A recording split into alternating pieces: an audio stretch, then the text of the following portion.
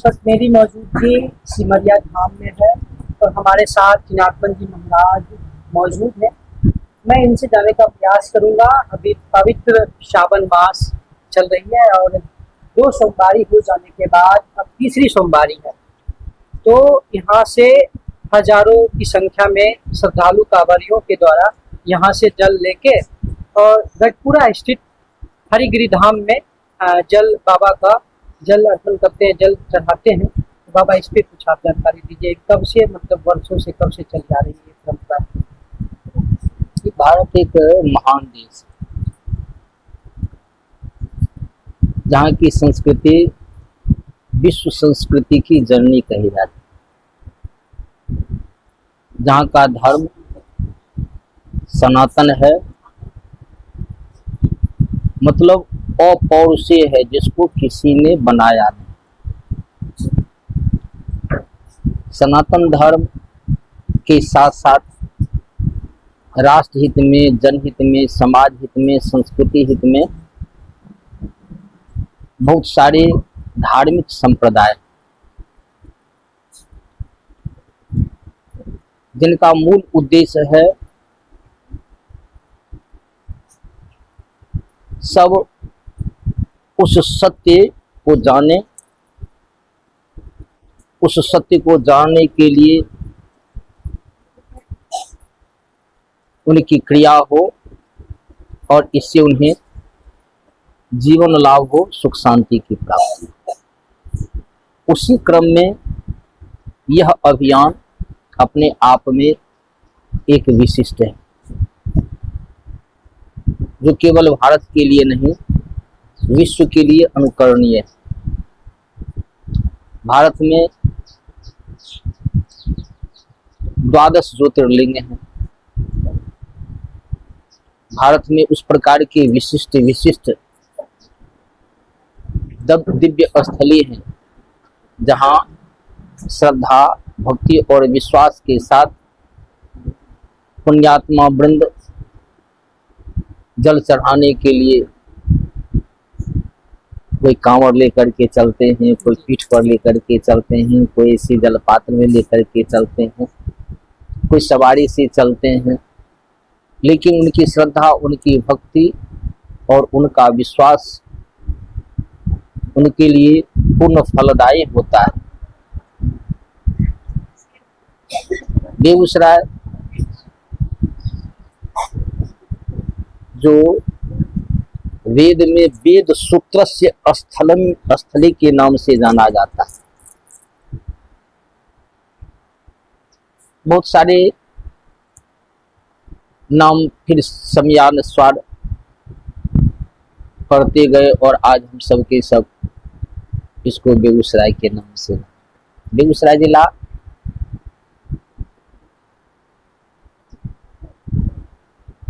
जिससे सरकार को भी अच्छा राजस्व प्राप्त होता है और सरकार का भी ध्यान बेगूसराय जिला में अच्छा है। यहाँ का सर्वांगीण विकास हो रहा है और यहाँ के जो भक्त मंडली हैं और जगह के साथ साथ बेगूसराय जिला में ही हरिगिरी धाम है, जहाँ प्रत्येक सोमवारी को अपार भीड़ लगता है और सबके सब और जगहों के साथ साथ आदि कुंभ स्थली सिमरिया धाम से भी जल बोझ करके ले जाते हैं। कारण सिमरिया धाम की अपनी विशिष्टता है। सिमरिया का मतलब ही हो जाता है सीमा जोड़ अरिया, मतलब मिथिला, मगध और अंग की सीमा। साथ ही साथ यहाँ उत्तरायणी गंगा है। यहाँ उत्तरायणी और पश्चिम वाहिनी दोनों गंगा का संगम स्थलीय है। यहाँ प्रत्येक वर्ष पुनीत कार्तिक के महीना में कल्पवासी पधारा करते हैं। प्रत्येक 12 वर्षों पर तुला की संक्रांति में जब सूर्य, चंद्रमा और बृहस्पति का योग होता है तो महाकुंभ योग, और प्रत्येक 6 वर्षों पर अर्धकुंभ जो 2029 में फिर होने जो सुशासन में पुनर्जागृत हुआ और वर्तमान हमारे सुशासक जिनके सौजन्य से यहाँ का समुचित विकास भी हो रहा है। आज हमें गर्व होता है कि हमारा अतीत कितना गौरवशाली था, और यह जो है सो यहाँ की छटा देखने से पता चलती है कि यहाँ के सुशासक का सौजन्य रहा, और राम जानकी घाट का भी पुनरुद्धार हो रहा है। कुछ दिन पहले जी। गिरा सिंह और जी, और साथ ही साथ हमारे माननीय मुख्यमंत्री जी का भी ध्यान इस पर पूर्ण केंद्रित। इस प्रकार से यह पुनीत माह सब में एक विशेष जागृति लाती है, और सबसे बड़ी खूबी है कि गंगा से उत्तर जो वर्ष का शुभारंभ होता है वह सावन से ही होता है। इसलिए गंगोत्तर क्षेत्र के तो और अधिक उत्साह में रहते हैं। ऐसे यह सारे भारतवासियों के लिए काफी उत्साहवर्धक है, और सब प्रकार के पाप ताप को, कायिक वाचिक मानसिक सांसारिक पाप ताप को दूर कर चारों पदार्थ को देने वाला है, अर्थात धर्म अर्थ काम मोक्ष को देने वाला है। साधुवाद है राष्ट्र के चतुर्थ स्तंभ आप मीडिया बंधु को, जिनके सौजन्य से आसानी से लोग जानते हैं, प्रवृत्त होते हैं, और खुद भी लाभान्वित होते हैं, और इससे हमारा राष्ट्र भी सब प्रकार से विकसित होता है। इसलिए राष्ट्र के चतुर्थ स्तंभ आप मीडिया बंधु को भी हृदय से साधुवाद।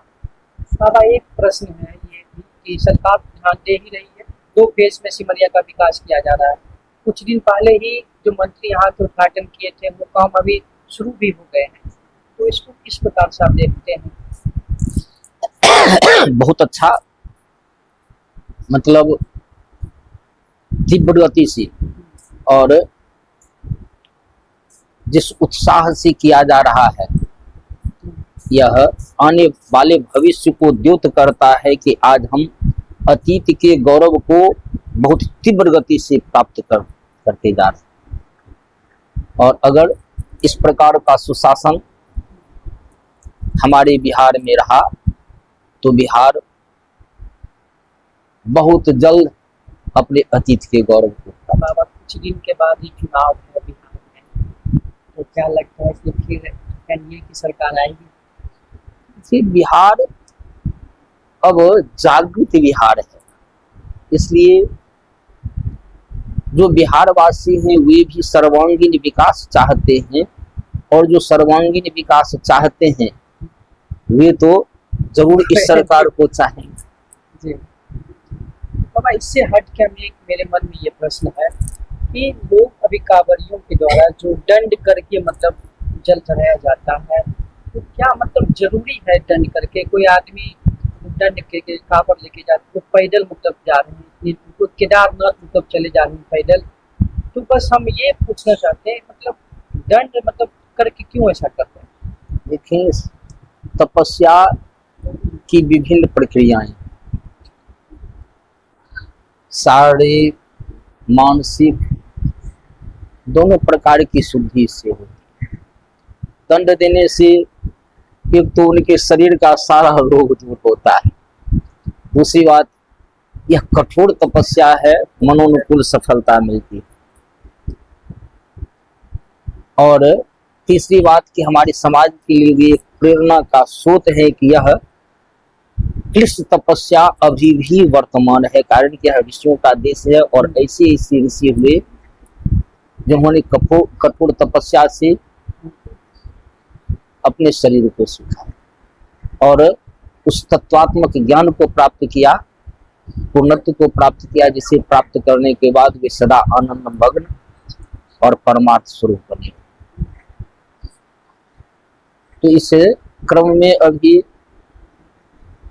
जो दंड दे करके चलते हैं, जो कांवर लेकर के चलते हैं, कांवर में भी कुछ ऐसे हैं जो यहाँ से उठाते हैं वहाँ जाकर के ही विश्राम लेते हैं, कुछ खड़े श्री ही चलते हैं, तो डाक बम कुछ डाक बम के रूप में चलते हैं। मतलब कांटी बिछा के उस पे मतलब चलते हैं। इस प्रकार से यह उनकी असीम कृपा का प्रतिफल है कि ये पुण्यात्मा वृंद जिनका पुण्य जागृत होता है, इस प्रकार से वे पुण्य का कार्य करते हैं। इन सबों को साधुवाद है जो इस प्रकार से कायिक, वाचिक, मानसिक, सांसारिक अपने सारे पाप ताप को दूर कर अपने जीवन को धन्य करते हैं। और लास्ट प्रश्न ये रहेगा बाबा, तमाम बेगूसराय की जनता से आपकी क्या अपील है सावन मास में? क्या कुछ आपका लास्ट जो आप कुछ मैसेज देना चाहते हैं? यह तो सबका कर्तव्य है, धर्मो रक्षति रक्षता, धर्म की रक्षा करने वाला का सब प्रकार से धर्म रक्षा करना। इसलिए सदा धर्म के मार्ग पर बढ़ें, अपने अतीत के गौरव को प्राप्त करें, साथ ही साथ अपना कायिक, वाचिक, मानसिक, सांसारिक पाप ताप को दूर कर परिवार को, समाज को, राष्ट्र को सब प्रकार से सुव्यवस्थित करें, जिससे इहलौकिक सुख और पारलौकिक गति के साथ साथ कीर्ति यश स्वजीवती वे कीर्तिमान भी होते हैं।